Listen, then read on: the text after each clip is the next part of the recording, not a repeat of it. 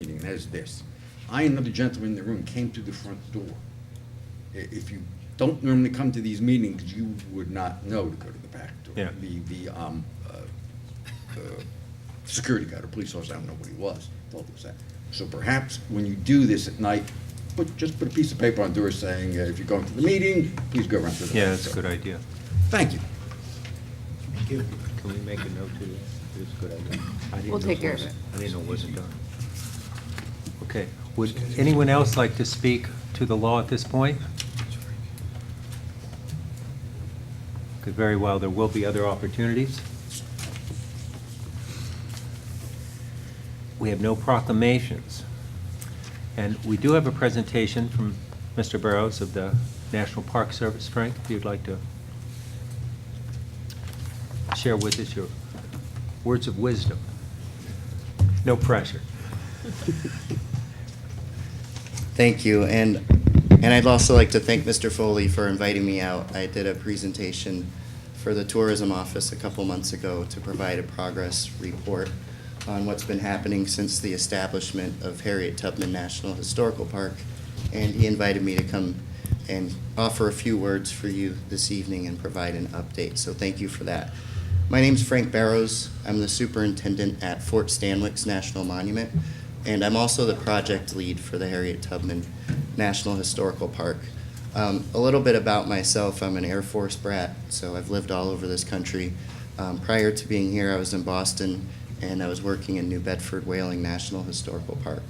And that's where I started my career in the National Park Service. That's relevant for two reasons to this new assignment at Harriet Tubman. Number one, that was a brand new park. I was one of the first park rangers that was hired there. And it was also a partnership park where the park had limited ownership of property, and we worked with partners the same way we will here in Auburn and the surrounding communities for the Harriet Tubman National Historical Park. So important to understand that in a brand new national park, when it gets established, there's no budget, no staff, no office space, and it's very typical for the Park Service to draw on nearby resources. So that's how I got involved in this project, but it aligns closely with my interest in the Underground Railroad. I started my career at New Bedford Whaling National Historical Park doing research on the Underground Railroad, and it's nice to come full circle and be reconnected to that story with Harriet Tubman. Although we are limited in our resources in our startup years, it's important to know that this park is now plugged into a network of support and assistance. We have support offices conducting research studies. We have what's going on, what's called a historic structures report, and that will inform the preservation of the Thompson Memorial AME Zion Church that the National Park Service now owns, as well as the parsonage next door. We also have a cultural landscape report underway that will help us understand the landscape of the South Street property and how we can best preserve that space and connect visitors to the story of Tubman through the resources represented there. We also have our regional office working on formalizing the relationship through what's called an implementation agreement with the Harriet Tubman Home and the AME Zion Church. And that agreement is the legal mechanism for us to be able to share resources, whether those resources are technical, financial, expertise, human resources. This is the legal mechanism that will help the park and the Harriet Tubman Home work collaboratively to manage that site, including the cultural resources, future site restoration, developing programs and visitor experiences, and general preservation of the property. So one of the questions I get asked all the time is, when will there be a fully functioning park? And that's a complicated question because I don't really know what that means. I don't know if that means when will we have permanent staff, when will we have facilities, when will we have public programs happening. So that's something that is difficult to answer, but we are providing support where we can with our partners at the Harriet Tubman Home. We help them with their annual pilgrimage event, And we also helped them during July 4th week because they were getting 150 to 200 visitors a day during that week. So there's a lot of interest in Harriet Tubman and her story, and we're able to draw on the nearby parks like Women's Rights, like Fort Stanwix, and pull rangers in to support those kinds of events and build capacity for our partners. So I will just briefly tell you kind of the 4 main categories that our work is falling under at the national park, and then I'll open it up if there are any questions. One, understanding the resource. I mentioned those 2 studies underway. It is important for us to really understand the resources that are represented by this national park, and important to build a strong foundation for a national park that will last forever. Formalizing the relationship, I mentioned that agreements process. Right now, we're in the final stages of that with the Harriet Tubman Home and the AME Zion Church. And when that agreement is completed, then we will have the legal mechanism in place to provide further assistance to them. Preserving the Thompson AME Zion Church and the parsonage is also a high priority. One of our other support teams is a preservation crew that we have on site. I was just there earlier today. They were meeting with the researcher who's doing the historic structures report and going over some of the structural history that the researcher has discovered, and working with the preservation crew to help them understand some of the research that will inform their decision making in the future. It's kind of like riding the bike while you're building it. And finally, engaging students. We have a partnership with SUNY ESF, using the park as a real-world example for students to learn from. There was a design studio where students were able to create some recommendations and options for future site restoration. It's important to understand that these are not National Park Service plans that will be implemented. These are opportunities for students to learn. It doesn't mean that we might not use some of the recommendations that come out of these student exercises, but it's a way for us to work with our local academic institutions and students. So that partnership will continue as we continue developing the site. So with that, I would just like to say that the National Park Service is really proud to be part of this community. We're proud to be preserving the legacy of Harriet Tubman for future generations, and we look forward to working with you and the partners and the surrounding communities to make that happen. Thank you. So are there questions? Mr. Lattimore. Thank you very much for the presentation. Years ago, we tried to put, along with Harriet, William H. Seward's property. At that time, the Emerson Foundation didn't want to release it, but I think those two go hand in hand. And do we expand on the park in the future if we can? Well, I think that park, if I'm not mistaken, is a National Historic Landmark, so it's which is administered by the National Park Service.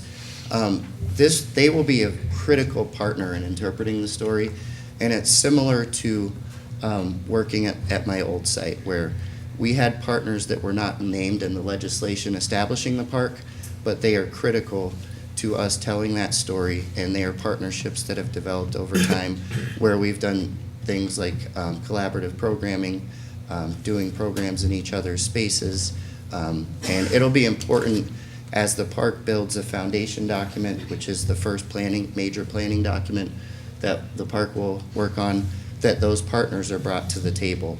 And that's one way to include outside partners in the park moving forward, is to include partners, especially those with strong ties to the story, like the Seward home in this case. Thank you. Okay. I will allow the questions because of the nature of the presentation. So, First of all, my question is this: the AME Zion Church owns the home and all of that? Yes, so they are still property owners. We are working in partnership with them on the South Street property. So they own They still own the properties, but it is now within the boundary of a National Historical Park, which changes the rules in terms of their decision-making moving forward. So part of our general agreement with them is that we will cooperatively manage that site, we will share resources, we will provide matching funds for projects from construction to visitor experiences. The Park Service owns the Thompson AME Zion Church and the parsonage now. So all of those resources represent the National Historical Park. Excuse me, no. That was we have another question here, Grant. The Maryland Park, and it's been opened up, and are you coordinating stories, or how, is there any partnership between both ends of the road? Yes, there's a lot of opportunity for collaboration there. In fact, we're looking at what kinds of things like exhibits and even digital programming that they've developed that we can use here on site. So right now, they don't have a permanent superintendent. They're in the process of searching for one right now. And when they have a permanent superintendent in place, we'll be communicating regularly and looking for as many opportunities as possible to collaborate with them, because really that's the story of the landscape where Harriet Tubman grew up, where she returned several times to help enslaved people find freedom. And here is really her story that most people don't know about, her life and freedom, and how she continued to fight for equal rights here in this community and fight for women's suffrage and continue that spirit of just helping people. So they will be our most distant partner, but very important as we move forward. Did you have one more question? If they own it, what is their financial liability? Paying the ground, Well, in our agreement with them, we have the ability, and this is something that is still not finalized, but the establishment of the park gave us resource sharing capabilities in terms of in collaborative projects. They will have to demonstrate a 50-50 match. So this agreement that's in process now is the legal mechanism for us to do that. And we will tuck what's called task agreements under that implementation agreement. Those task agreements will be on a project-by-project basis, and they will contain the specifics. So if we're going to do an educational program, that will be one task agreement that goes under this cooperative management agreement. If we're going to do a site restoration or preservation project for a facility, that would be another task agreement. Okay, great, thank you. Okay, so Frank, thank you very much. Thank you. Thank you.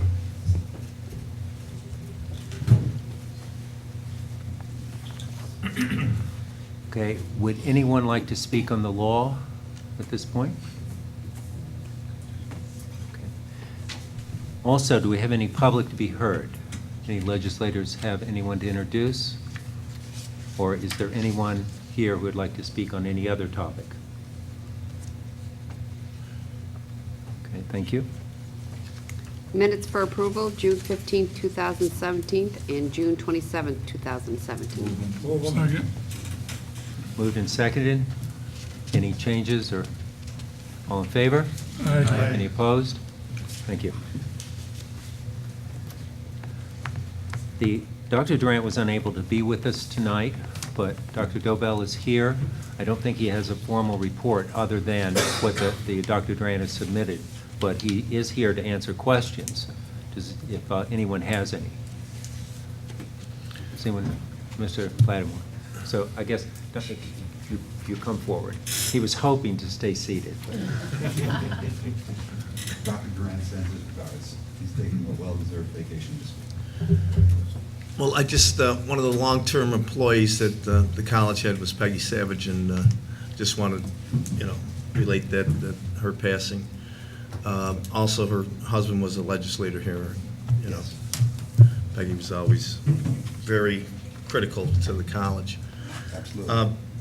But, I mean, the Institute for Application of Geospatial Technology, Mhm. and I know that, Mr. Chairman, I don't know whether or not you could maybe do some research on it. I mean, Congressman Walsh brought that facility to the property, and I'd like to see it continued, and I asked Dr. Durant as to, and everybody has nothing to do with it, but I know that Mr. Brower has mentioned that he's going to retire, Right. and I'd just like to see that jewel in the crown of Cayuga County continue.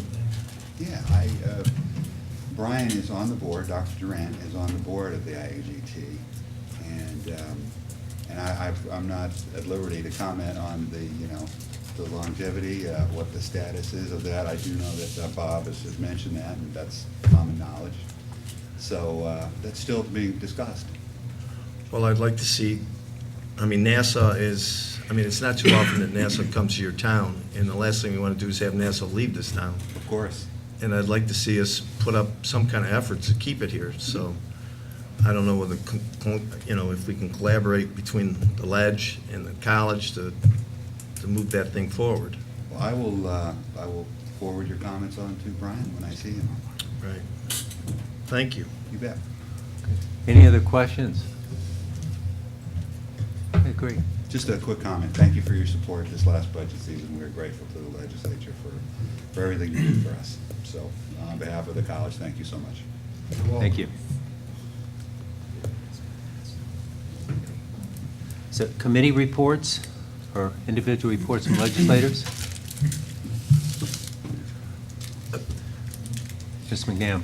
I just have a couple small items. I've reported in the past about urging county residents to sign up for HyperReach through Cayuga County 911 services.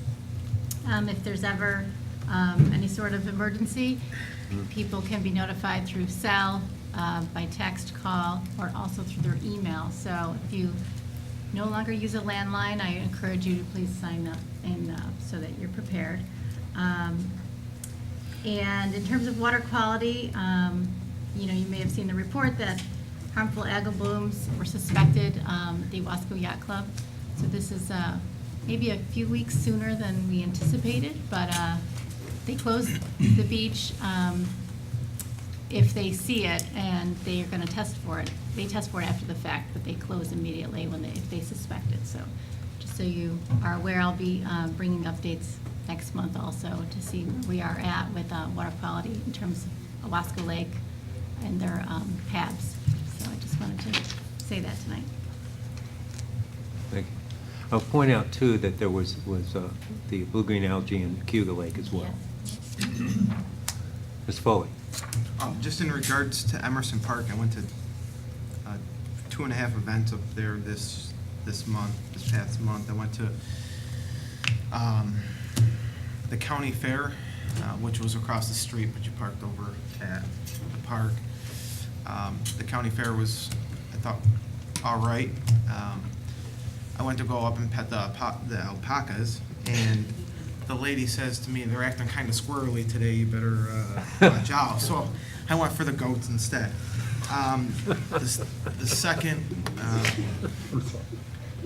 event I went up to was the Rhythm and Blues Festival, and I thought that was really well done, and if we could have more events up there like that, that would be great. I don't know what Gary thought, but I heard it was well attended, and the park it was rained on the day before and flooded in some areas, but they did a pretty good job of maintaining.